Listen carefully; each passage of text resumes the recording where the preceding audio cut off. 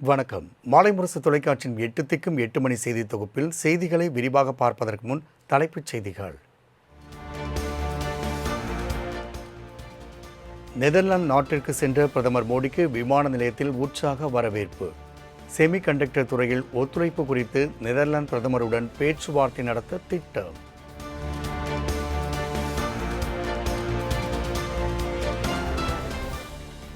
வெளிநாட்டு பயணங்களுக்கு வரி விதிக்க அரசு திட்டமிடுவதாக வெளியான தகவலுக்கு பிரதமர் மோடி கண்டனம். வெளிநாட்டு பயணங்கள் மீது செஸ் கட்டணம் விதிப்பது குறித்து மத்திய அரசு பரிசீலித்து வருவதாக தகவல் பரவிய நிலையில் அது முற்றிலும் பொய் என விளக்கம்.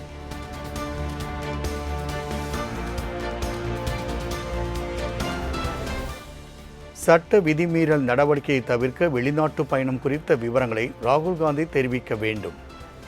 நாடாளுமன்ற விவகாரத்துறை அமைச்சர் கிரண் ரிஜிஜு எச்சரிக்கை.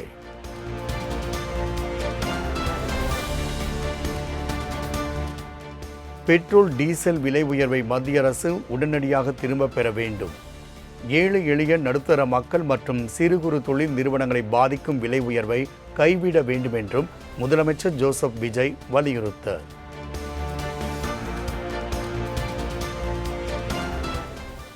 வணிக சிலிண்டரை தொடர்ந்து பெட்ரோல் டீசல் விலையையும் உயர்த்தி மக்களின் தலையில் பாரத்தை ஏற்றியுள்ளது மத்திய அரசு. அத்தியாவசிய பொருட்களின் விலையேற்றத்தில் இருந்து மக்களை எப்படி காக்கப் போகிறது பாஜக அரசு என்றும் திமுக தலைவர் மு.க. ஸ்டாலின் கேள்வி.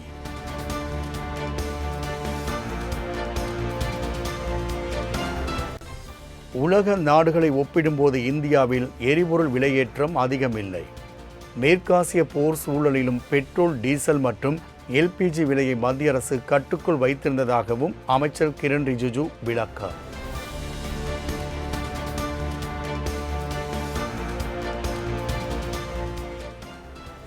எரிபொருளை மிச்சப்படுத்தும் வகையில் திங்கள் மற்றும் வெள்ளிக்கிழமைகளில் ஆன்லைன் மூலம் மட்டுமே விசாரணை நடைபெறும். உச்சநீதிமன்ற ஊழியர்களில் 50% பேர் 2 நாட்கள் வீட்டில் இருந்தே பணியாற்ற அனுமதிக்கப்படுவார்கள் என்றும் உச்சநீதிமன்றம் அறிவிப்பு.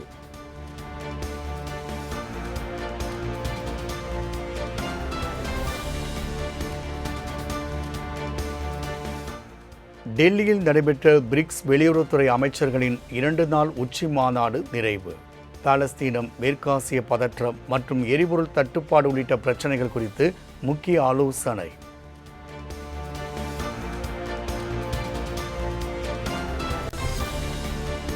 சமையல் எரிவாயு தட்டுப்பாட்டுக்கு தீர்வு காணும் வகையில் இந்தியா, ஐக்கிய அரபு அமீரகம் இடையே ஒப்பந்தம்.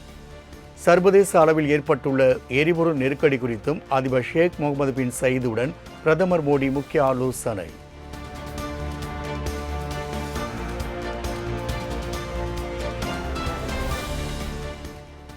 இந்தியா மற்றும் ஐக்கிய அரபு அமீரகம் இடையிலான நட்புறவு மிகவும் வலிமையான ஒன்று. ஷேக் முகமது பின் சயீதுடனான சந்திப்பு இரு நாடுகள் இடையிலான வளர்ச்சிக்கு வழிவகுக்கும் என்றும் பிரதமர் மோடி நிகழ்ச்சி பதிவு.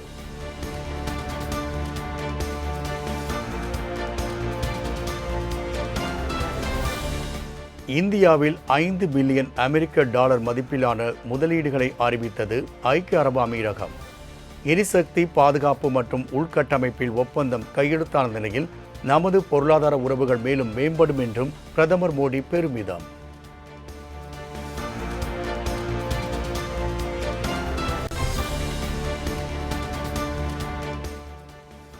ஏற்றுமதி செய்யப்படும் பெட்ரோலுக்கான சிறப்பு கூடுதல் கலால் வரி லிட்டருக்கு ₹3 அதிகரிப்பு. டீசலுக்கான கூடுதல் கலால் வரி லிட்டருக்கு ₹16.50 உயர்த்தப்படுவதாக மத்திய நிதி அமைச்சகம் அறிவிப்பு.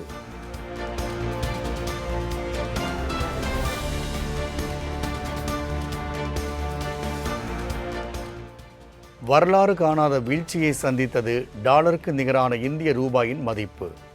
சர்வதேச சந்தையில் கச்சா எண்ணெய் விலை கடுமையாக உயர்ந்து வரும் சூழலில் ரூபாயின் மதிப்பு $96.11 வீழ்ச்சி.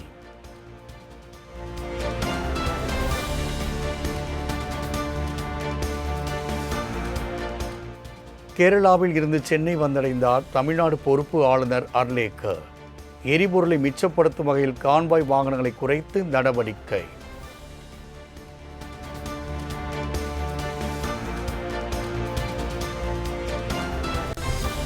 தாவேக அமைச்சரவை விரிவாக்கம் தொடர்பான அறிவிப்பு இன்று வெளியாக வாய்ப்பு. ஆளுநர் அர்லேக்கர் தமிழகம் வந்துள்ள நிலையில் அமைச்சர்களின் இலாக்காக்களும் வெளியாகும் என தகவல்.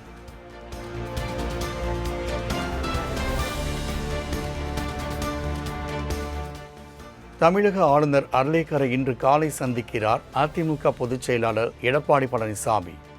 ஆட்சியை தக்க வைக்க அதிமுக எம்எல்ஏக்களிடம் தாவேக குதிரை பேரம் நடத்தியதாக புகார் அளிக்க இருப்பதாக தகவல்.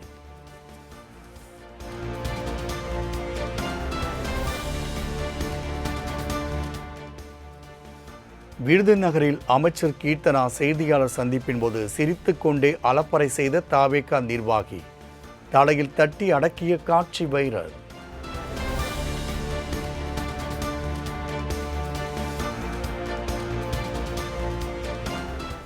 தமிழகத்தில் IAS அதிகாரிகளை இடமாற்றம் செய்து தமிழ்நாடு அரசு உத்தரவு.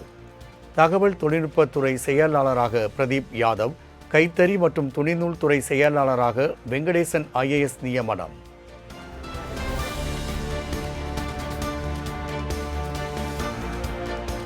தமிழ்நாடு அரசு தலைமை குற்றவியல் வழக்கறிஞராக ஜான் சத்தியன் நியமனம். அரசு தலைமை வழக்கறிஞர் விஜய் நாராயணனின் கடிதத்தை ஏற்று தமிழ்நாடு அரசு உத்தரவு.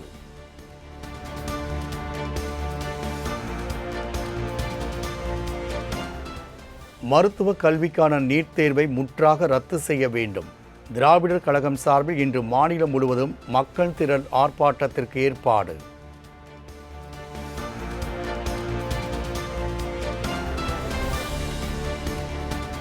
தங்கள் தொகுதி வேட்பாளர்கள் யாரென்றே தெரியாமல் தாவேகாவுக்கு மக்கள் வாக்களித்திருப்பது ஜனநாயகத்திற்கு ஆரோக்கியமானது அல்ல என காங்கிரஸ் கட்சியின் MP கார்த்தி சிதம்பரம் கருத்து.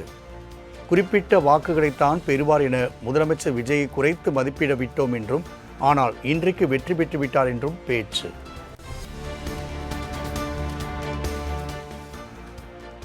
ஜெயலலிதா மறைவுக்கு பின்பு தொடர் தோல்விகளை சந்தித்து வருவதால் EPS அதிமுக தொண்டர்களின் நம்பிக்கை இழந்துவிட்டதாக கார்த்தி சிதம்பரம் விமர்சனம். அதிமுகவை சேர்த்து கொள்ளாமலேயே தாவேகாவால் 5 ஆண்டுகால அரசை நடத்த முடியும் என்றும் பேச்சு.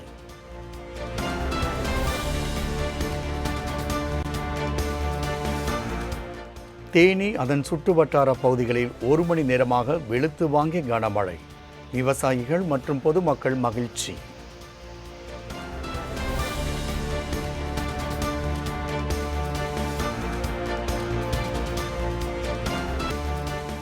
உதகை அரசு தாவரவியல் பூங்காவில் வருகிற 18ஆம் தேதி துவங்குகிறது 128வது மலர் கண்காட்சி. சுற்றுலா பயணிகளை கவரும் வகையில் பல்வேறு வண்ணங்களில் பூத்து குலுங்கும் மலர்கள்.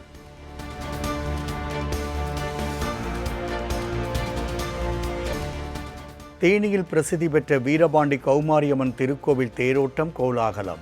திரளான பொதுமக்கள் கலந்து கொண்டு தேரை வடம்பிடித்து இழுத்து தரிசனம்.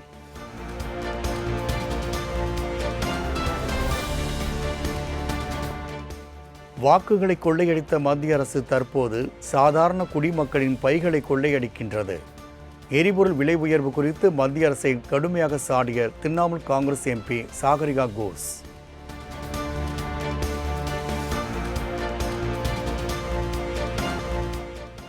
அமெரிக்கா, சீனா உள்ளிட்ட நாடுகளை உளவு பார்க்கும் இணையவழி நடவடிக்கைகள் இருமுனை கத்தி.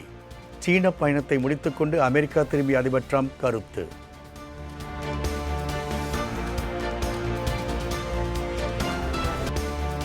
இந்தியாவுக்கான கச்சா எண்ணெய் ஏற்றுமதி கணிசமாக உயர்ந்துள்ளதாக ரஷ்ய வெளியுறவுத்துறை அமைச்சர் செர்ஜி லாவ்ரோவ் தகவல். உலகின் எரிசக்தி வளங்களை ஏகபோகமாக அனுபவிக்க அமெரிக்கா முயற்சிப்பதாகவும் குற்றச்சாட்டு.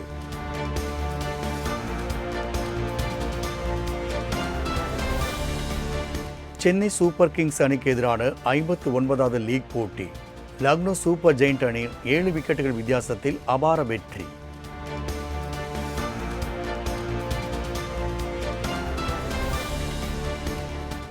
தோல்வியை தழுவியதால் சென்னை அணி பிளே ஆஃப் சுற்று வாய்ப்புகளுக்கு பெரும் பின்னடைவு. மைதானத்தில் இருந்து ஏமாற்றத்துடன் வெளியேறிய CSK ரசிகர்கள், கொண்டாட்டத்தில் ஈடுபட்ட லக்னோ அணி ரசிகர்கள்.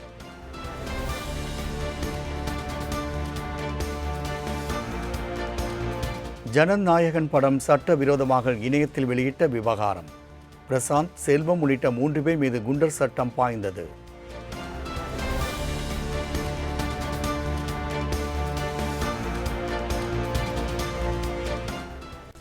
சென்னை நகரத்தை விட்டு வெளியேறுகிறேன். இதுவரை நான் வாழ்ந்த வாழ்க்கை அனைத்தையும் விட்டு விடுகிறேன். ஆன்லைன் தொல்லை, மன அழுத்தம் போன்ற காரணங்களினால் சமூக வலைதளங்களில் இருந்து விலகுவதாக கெனிஷா உருக்கமான பதிவு.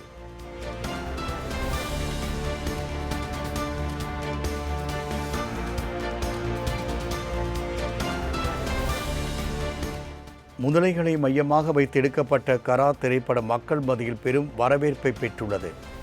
கரா படப்பெயர் விவகாரத்தில் தயாரிப்பாளர் சங்கம் ஒருதலைபட்சமாக செயல்படுவதாகவும் திரைப்பட தயாரிப்பாளர் வேங்கை ஐயனார் குற்றச்சாட்டு.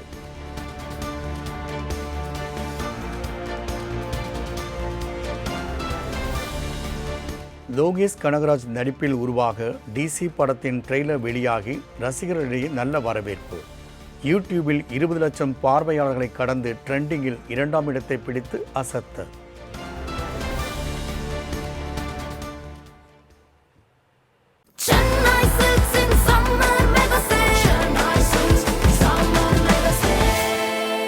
The Chennai Silks in Mega Summer Sale.